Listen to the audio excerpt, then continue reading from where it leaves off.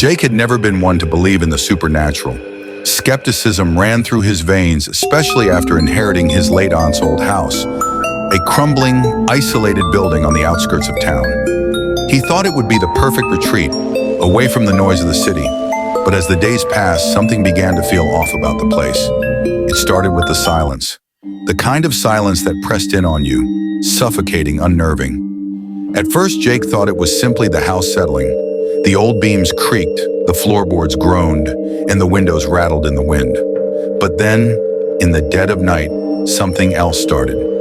It was a faint, distant sound, like whispers, soft at first, then growing louder.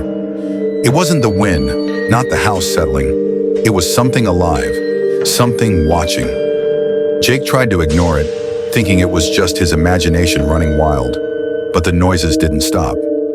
Late at night, he would wake to the sound of footsteps echoing down the hallway, slow and deliberate, as though someone was walking toward his bedroom. Every time he checked, the hall was empty. Nothing. Still, the feeling lingered, like the air itself was charged with an unseen presence.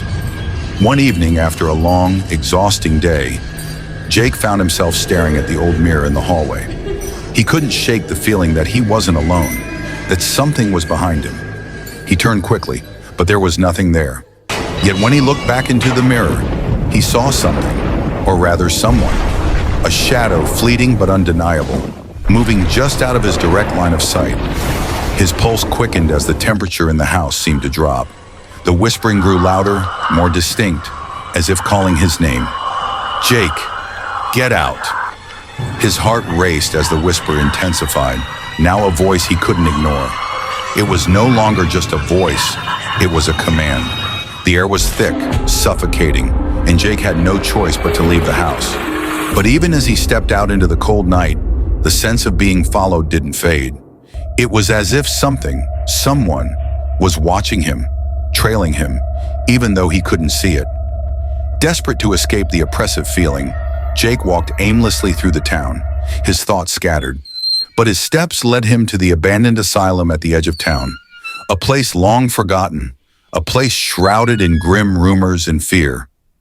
It was a place no one dared approach, not since it was shut down years ago after the terrible reports about the patients.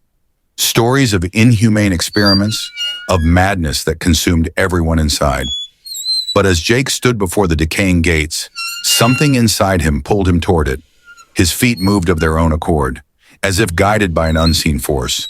He passed through the rusted gates, their screeching metal a stark reminder of the forgotten horrors within. Inside, the darkness swallowed him, the air damp and heavy with mildew. The building seemed to breathe, alive in its silence, waiting. As Jake wandered through the crumbling halls, the whispers grew louder, more urgent. It felt as if the walls themselves were closing in on him.